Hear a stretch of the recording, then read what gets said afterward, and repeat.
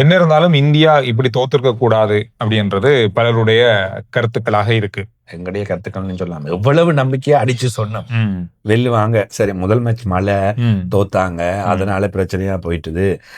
Adelaide oval இந்தியாவுக்கு சாதகமான சொல்லிதான் அடுத்தடுத்து 2 போட்டிகளை வெற்றி பெற்றவங்க. இந்த போட்டியை வெல்றதுக்கான வாய்ப்புகள் இருக்கு. இந்த போட்டியை வென்றாதான் அடுத்த போட்டி 3வது நாளைக்கு நடக்க போற போட்டி ஒரு இறுதி போட்டி மாதிரி இருக்கும், ஒரு விறுவிறுப்பா இருக்கும், ஒரு நாள் போட்டியினுடைய ஒரு நல்ல ஒரு இறுதி போட்டியை பார்க்கக்கூடியதா இருக்கும் அப்படின்னு பார்த்தா ஒட்டு மொத்தமா 2-0 அப்படின்னு சொல்லி ஆஸ்திரேலியா தொடர வென்றிருக்காங்க. அண்மை காலத்துல நடந்த ஆஸ்திரேலியாவில் நடைபெற்ற தொடர்களுக்குள் விறுவிறுப்பு இல்லாமல் போன தொடராக என்னால் இதைத்தான் சொல்ல முடியும். இந்தியா பொதுவாக 2000ஆம் ஆண்டுகளுக்கு பின்னர் ஆஸ்திரேலியாவுக்கு சென்றால் ஏதும் அங்கு செய்வார்கள், விறுவிறுப்புக்கு பஞ்சம் இருக்காது. இது இலகுவாக ஆஸ்திரேலியா அணி 2 போட்டிகளையும் வெற்றி பெற்றுக் கொண்டு போனதாக இருக்கின்றது. பெரிய அளவான ஒரு வெற்றியை ஆஸ்திரேலியா பெற்றிருக்கு. நாம ஆசிய கிண்ணத்துல பார்த்த அந்த T20 பரபரப்பு ஒரு நாள் போட்டியில கொஞ்சம் கூட இருக்கல அப்படின்றது கிரிக்கெட் ரசிகர்களாகவே பெரிய ஏமாற்றம் நமக்கு. முக்கியமா நேற்றைய போட்டி 2 கம்பேக்கு இருந்தது. ரோஹித் சர்மா, விராட் கோலி 2 பேருமே கம்பேக். இவர்களுக்கு கட்டாயம் இந்த போட்டியில் சாதிக்க வேண்டும். ஹிட்மேன் சாதித்து விட்டார். ரோஹித் சர்மா 23 ஓட்டங்கள், எதிர்பார்த்த அளவை விட ஓகே தான் அவருடைய அந்த இதுதான் ஒட்டுமொத்தமாக இந்திய அணி கவுண்ட் கொட்டி விட்டது. இதில் ரோஹித் சர்மா நின்று நிலைத்து அவர் பெற்றுக் கொடுத்த ஓட்டங்களின் மூலமாகத்தான் நல்ல போராடக்கூடிய பெற்றுக்கொண்டது. மறுபுறத்தில் விராட் கோலி, சந்துரு, இதுவரையில் சர்வதேச கிரிக்கெட் வரலாற்றில், அதாவது விராட் கோலி விளையாடிய தொடங்கியதில் சர்வதேச போட்டிகளில் அடுத்தடுத்து 0 என்பது அவர் பெற்றதில்லை. அந்த அளவுக்கு டெஸ்ட் போட்டிகள், ஒரு நாள் சர்வதேச போட்டிகள், T20 போட்டி டெஸ்ட் போட்டிகள், அடுத்தடுத்த இன்னிங்ஸில் கூட அவர் டக் அவுட் ஆனது இல்லை. முதல் தடவையாக 2 இன்னிங்ஸிலும் ஓட்டம் எதையும் பெறாத நிலையில் ஆட்டம் இழந்திருக்கின்றார். அதுவும் 2 ஆட்டமிழப்புகளும் தடுமாற்றமான ஆட்டமிழப்புகள். இது கொஞ்சம் கோலியை பற்றி யோசிக்க சிந்திக்க வைக்கின்றது. ஏற்கனவே குறிவைக்கப்பட்டவர்கள் 2 பேருமே, விராட் கோலியும் ரோஹித் சர்மாவும், இந்த தொடரோடு அவர்கள் ஒரு நாள் போட்டியிலிருந்து கூட வெளியில போறதுக்கான வாய்ப்புகள் இருக்குன்னு சொல்லப்பட்ட நேரத்துல விராட் கோலி அடுத்தடுத்து ஒரு சாதனை கூடாது, கூடாது, எங்கேயுமே நடக்காத ஒரு விஷயம் இந்த இக்கட்டான நிலையில நடந்திருக்கிறதுன்றது கொஞ்சம் வருத்தம் அளிக்குது. அதன் பொதுவாக அடி விழுகின்ற நேரத்தில் தொடர்ந்து அடி விழுகின்ற வேளையில் மறுபக்கமாக பேசப்படும். உண்மையில் என்னை பொறுத்தவரையில் இது அடி என்று சொல்ல முடியாது. சாம்பியன்ஸ் ட்ரோஃபியில் மிக அபாரமாக துடுப்படுத்த ஆடி இருக்கின்றார், ஓட்டங்களை அள்ளி குவித்திருக்கிறார். அதன் பின்னர் விளையாடிய தொடரில் அடுத்தடுத்த 2 ஓட்டங்களை பெறாமல் ஆட்டமிழப்பு. இது பொதுவாக கிரிக்கெட்டில் கணக்கெடுக்கப்பட வேண்டியது இல்லை ஏனைய வீரர்கள் என்று பார்க்கணும். ஆனால் இப்பொழுது இது பேசப்பட போகின்றது என்னென்று சொன்னால், இந்த பெரிய இடைவெளி ஒன்று இருந்தது. இந்த இடைவெளியில் இவர் டெஸ்ட் போட்டிகள் விளையாடவில்லை, 2020 போட்டிகளில் விளையாடவில்லை. எனவே இவர் விளையாடாமல் விட்டதன் காரணமாக இவருடைய ஃபோம் போய்விட்டது. அதன் காரணமாகத்தான் இவ்வாறு இருக்கின்றது. இது 2027ஆம் ஆண்டு உலக கிண்ணத்தின் வரை இது தொடரப்போகின்றது. எனவே இப்படி போட்டிகள் இல்லாமல் இடையிடையே வந்து சொதப்புகின்றவரை அணியில் வைத்திருக்க வேண்டுமா என்கின்ற ஒரு கேள்விதான் முன்வைக்கப்படும். இதுதான் விமர்சனமாக முன்வைக்கப்பட போகின்றது. ஆனால் விராட் கோலியோ அல்லது ஒரு துடுப்பாட்ட வீரராகவோ இவ்வாறு ஆட்டமிழப்பது என்பது சாதாரணமானது. இவ்வளவு ஓட்டங்களை அள்ளி குவித்த, இவ்வளவு எக்ஸ்பீரியன்ஸ் உள்ள, இப்பொழுது உள்ள கிரிக்கெட்டில் அவர்தான் பெஸ்ட் துடுப்பாட்ட வீரர் என்று இருக்கின்ற வேளையில் இப்படி ஆட்டமிழப்பதுதான், இதுதான் சர்ச்சைக்குரிய விஷயமாக, விமர்சனத்துக்குரிய விஷயமாக இங்கே மாறுகின்றது. எனவே நாளைய தினம் சிட்னியில் ஆரம்பமாக போகின்ற போட்டி. சிட்னி மைதானம் துடுப்பாட்ட வீரர்களுக்கு சாதகமான ஒரு மைதானம். இதற்கிடையில் அவர் இங்கிலாந்து போய் வருகின்றார் என்கின்ற ஒரு பேச்சும் நேற்று சமூக வலைத்தளங்களில் இருக்கின்றது. என்னை பொறுத்தவரையில் இது எந்த அளவுக்கு உண்மை என்பது தெரியவில்லை. அவர் மகளுடைய இன்டர்வியூ ஒன்றுக்காக போய் வருகின்றார் ஒரு புகைப்படம் என்பது சில வழிகளில் இது பழைய படமோ தெரியவில்லை. தொடர் முடிவதற்கு முன்பதாக அவர் இங்கிலாந்திலிருந்து இந்தியாவுக்கு வந்துதான் அணியோடு மீண்டும் ஆஸ்திரேலியாவுக்கு சென்றிருந்தார். எனவே இதற்குள்ளும் ஒரு குழப்பம் இருக்கின்றது. படத்தை போடக்கூடிய வாய்ப்பு. அப்படி போய் வருகின்றார் என்றால் அதுவும் ஒரு பின்னடைவாகி விடலாம். என்ற பிராக்டிஸ் இல்லை, அல்லது அடுத்ததுக்கான ரெடி ஆகிறதுக்கான டைம் இல்லை, இப்படி ஒரு சின்ன சிக்கலும் அதற்குள் இருக்கின்றது. எனவே ரோஹித் சர்மா மீள்வருகை ஒன்றை மேற்கொண்டிருக்கின்றார். விராட் கோலி சிட்னி போட்டியில் அடித்து ஒரு சதத்தை போட்டார் என்றால் இப்பொழுது நாங்கள் உட்பட எல்லாம் கழுவுப்படும், எல்லாம் வாய மூடிட்டு போக அரைச்சதத்தை கூட பிட்டால் கூட எல்லாமே கழுவிடும். ரோஹித் சர்மா நேற்று அடிச்சு வாய மூட வச்சிருந்தேன், எல்லாம் மூடிட்டாமே. அதே மாதிரி தான் இது இருக்கும். அதே மாதிரி தான் சந்துரு, நான் முதல் வீடியோவிலையும் சொன்னேன், கடந்த வீடியோவிலையும் சொல்லியிருந்தேன், இந்த துடுப்பாட்ட வரிசையில் 6வது 7வது இடத்தில் இருக்கின்ற அக்ஷர் பட்டேல் மற்றும் வாஷிங்டன் சுந்தர். அக்ஷர் பட்டேல் நல்ல முறையில் துடுப்படுத்த ஆடி இருந்தார். எனவே அந்த இடத்தில் ஒரு முழுமையான துடுப்பாட்ட வீரர் விளையாடுவது, சகோதர வீரர்களாக 3 பேர் விளையாடி இருக்கின்றார்கள். நிதிஷ்குமார் ரெட்டி நேற்று 3 ஓவர்கள் மாத்திரம்தான் பந்து வீச முடிந்தது, அடித்து நொறுக்கிவிட்டார். அதனால் அவருக்கு பந்து வீச முடியவில்லை. எனவே இந்த 3 பேருக்குள் யாராவது ஒருவர் முழு நேர துடுப்பாட்ட வீரர், சகோதர வீரராக இல்லாமல் ஒரு முழு நேர துடுப்பாட்ட வீரர் கட்டாயம் வர வேண்டும் என்பது இப்பொழுது இந்தியாவிற்கு தேவையாக இருக்கின்றது.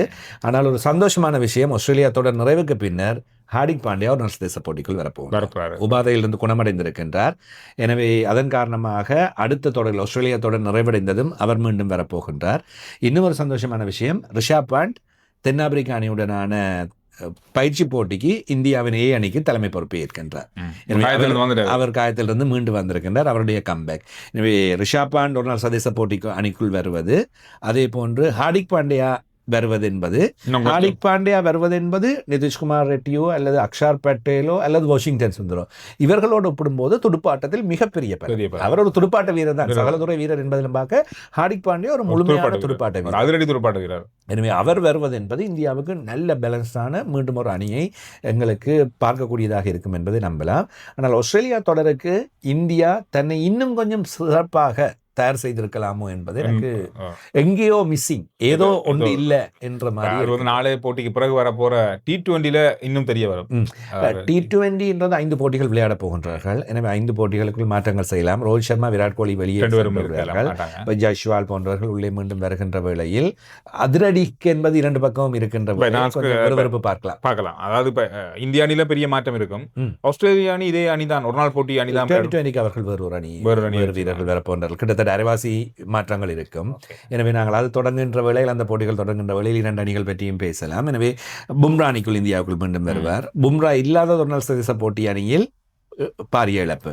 இதைத்தான் நான் ஆரம்பத்தில் சொல்ல, இழப்பு தான். மேற்கிந்திய தீவுகள் தொடரில் டெஸ்ட் போட்டிகளில் பும்ரா விளையாடி இருக்க தேவையில்லை. ஏன் தெரிவிக்குழுவினர் அவ்வாறான முடிவினை எடுத்தார்களோ தெரியவில்லை. அந்த டெஸ்ட் போட்டிகளில் ஓய்வை வழங்கிவிட்டு ஆஸ்திரேலியா தொடருக்குள் அணிக்குள் கொண்டு வருகின்ற வேளையில் அணிக்கு பலமாக இருந்திருக்கும். ஆஸ்திரேலியா ஆடுகளங்களில் பும்ராவின் பந்து வீச்சு கட்டாயம் பேசியிருக்கு, ஆஸ்திரேலியாவை அச்சுறுத்தி இருக்கும். எனவே விக்கெட்டுகளை அள்ளி இருப்பார். முடிவுகள் கூட மாறி இருக்கலாம். எனவே ஏன் இதை இந்திய கிரிக்கெட் கட்டுப்பாடு சபை அல்லது தெரிவுக்குழு அல்லது அகர்கார் கணக்கில் எடுக்கவில்லையா, கணக்கிடவில்லையா, அல்லது ஏன் ஓய்வு தேவை என்கின்ற பும்ராவை டெஸ்ட் போட்டிகளுக்குள் கொண்டே வைத்து தேவையில்லாத ஒரு தொடரில், தென்னாப்பிரிக்கா தொடருக்கு அவர் கட்டாயம் தேவை. ஆனால் மேற்கிந்திய தீவுகள் தெரியும் அவர்கள் பெரிய அளவில் அச்சுறுத்த போவதில்லை, இந்தியாவின் 2ஆம் தர அணியே போதுமானது. எனவே அப்படியான ஒரு தொடரில் பும்ரா போன்றவர்களை ஏன் பாவிக்க வேண்டும், இப்படி கொஞ்சம் கேள்விகள் இருக்கின்றன. ரைட், இது இப்ப நடந்திருக்கிற போட்டி ஆஸ்திரேலியா அணி இந்த தொடர நேற்றையோட போட்டியோட வென்றிருக்கு. இன்னொரு விஷயம் நாங்க பேசியிருந்தோம், மகளிர் உலக கிண்ணம் இந்தியா அணிக்கு மிகப்பெரிய சவால் அடுத்த சுற்றுக்கு போறதுக்காக அப்படின்னு சொன்னா. ஆனா இப்போ 4ஆம் இடத்துக்கு முன்னேறி அடுத்த சுற்றுக்கு நுழைஞ்சிருக்காங்க. 4 அணிகளும் தெரிவாகிவிட்டன. ஆஸ்திரேலியா, இங்கிலாந்து, தென்னாப்பிரிக்கா, இந்தியா. இப்பொழுது முதல் 3 இடங்களுக்குமான போட்டிகள் இருக்கின்றன. அந்த முதலிடங்களை 3 இடங்களையும் கைப்பற்ற போகின்ற அணிகள் யார் என்பது ஆஸ்திரேலியா, இங்கிலாந்து, தென்னாப்பிரிக்கா அணிகளுக்கு இடையில் கடும் போட்டி இருக்கின்றது. ஆஸ்திரேலியா, தென்னாப்பிரிக்க அணிகளுக்கான போட்டியில் வெற்றி பெற போகின்ற அணி முதலிடத்தை நிச்சயம் பெற்றுக்கொள்ளும். இங்கிலாந்து அணி நியூசிலாந்தை வெற்றி பெற்றால் 2வது இடத்துக்கு போவது அவர்களுக்கு உறுதி, அல்லது 1வது இடமும் கிடைக்கலாம். இந்தியாவிற்கு 4வது இடம் உறுதி செய்யப்பட்டு விட்டது. இதில் ஒரு சின்ன குழப்பம் ஒன்று இருந்தது சந்துரு. எப்படி 4வது இடம், எப்படி 6 புள்ளிகள். அடுத்த போட்டியில் இலங்கை அணி வெற்றி பெற்றால் 6 புள்ளிகள், பாகிஸ்தானோட பெரிய வெற்றி ஒன்றை பெறுகின்றார்கள் என்று வைத்துக் கொள்வோம். நியூசிலாந்து அடுத்த போட்டியில் வெற்றி பெறுகின்றது இங்கிலாந்தை, பெரிய ஒரு வெற்றியை, 6 புள்ளிகள். ஓட்ட நிகர சராசரி விதத்திலும் கூட இலங்கையும் நியூசிலாண்டும் தாண்டி போகலாம் இந்தியாவை. அப்போ எப்படி என்ற குழப்பம் ஒன்று வந்தது. எனவே நேரடியாக இந்த குழப்பத்துக்கு மத்தியில் நான் ஸ்ரீலங்கா கிரிக்கெட் உமன்ஸ் அணியோடு இருக்கின்ற ஒருவரை தொடர்பு கொண்டு கேட்ட வேளையில் புனையான விளக்கத்தை வழங்கியிருந்தார். வின்னிங் பெர்சன்டேஜ், அதாவது இந்தியா இதுவரையில் 3 போட்டிகளில் வெற்றி பெற்றிருக்கின்றார்கள். இலங்கையும் நியூசிலாண்டும் அடுத்த போட்டிகளிலும் வெற்றி பெற்றாலும் அவர்கள் தலா 2 வெற்றிகளை தான் பெற்றிருப்பார்கள். புள்ளிகள் முதலாவதாக பார்க்கப்படும், தெரிவு செய்யப்படுவதற்கு கூடுதலான புள்ளிகள் முதலாவது. சம புள்ளிகளாக இருந்தால் 2வதாக பார்க்கப்படுவது கூடுதலான வெற்றிகள். அதற்கு அடுத்ததாக பார்க்கப்படுவதுதான் ஓட்ட நிகர சராசரி வேகம். இதேவேளையில் ஹெட் டு ஹெட் இதற்குள் பார்த்தாலும் இந்திய அணி நியூசிலாண்டையும் இலங்கையையும் வெற்றி பெற்றிருக்கின்றது. எனவே அதன் அடிப்படையிலும் இந்தியா தான் 4வது இடத்தை பெற்றுக்கொள்ள வேண்டும். எனவே இதன் அடிப்படையில் தான் இந்திய அணி தெரிவு செய்யப்பட்டிருக்கின்றது. ரைட், 4 அணிகள் விளையாட போறாங்க. முதல் போட்டியே இந்தியாவுக்கு பெரிய சிக்கலாக சிக்கலான போட்டியா இருக்க போகுது. ஆஸ்திரேலியா அல்லது தென்னாப்பிரிக்காவை தான் அநேகமாக சந்திக்க போகுது. அதனால இறுதிப் போட்டி வாய்ப்பை எப்படி இந்தியா தக்க வைத்துக் கொள்ள போகுது அப்படின்றதுதான் பெரிய விஷயமா இருக்க போகுது மகளிருக்கான போட்டிகள்ல. பார்ப்போம், அது தொடர்பான விஷயங்களை நாங்கள் உங்களோட பகிர்ந்து கொள்றோம். அடுத்து வரப்போற போட்டிகள் பற்றிய விஷயங்கள் அடுத்தடுத்த வீடியோக்களில் பகிர்ந்து கொள்ளலாம். நேற்று நாங்கள் ஒரு வீடியோ அப்லோட் பண்ணியிருக்கோம். 2021 ஆண்டுக்கான உலகக்கிண்ணம், இந்திய இலங்கை உலகக்கிண்ணம், மறக்க முடியாத அந்த உலகக்கிண்ணம் பற்றிய அந்த வீடியோ. அதில் முக்கியமான விஷயம், மறக்கப்பட்ட வீரர்கள் பற்றி நாங்கள் பேசி இருக்கின்றோம். அந்த உலகக்கிண்ணத்தில் பேசப்பட வேண்டியவர்கள், பேசப்படாமலே போனவர்கள் சிலர் பற்றி பேசி இருக்கின்றோம். முடிந்த அளவு பாருங்க. அடுத்த வீடியோல நாங்கள் உங்களை சந்திக்கிறோம்.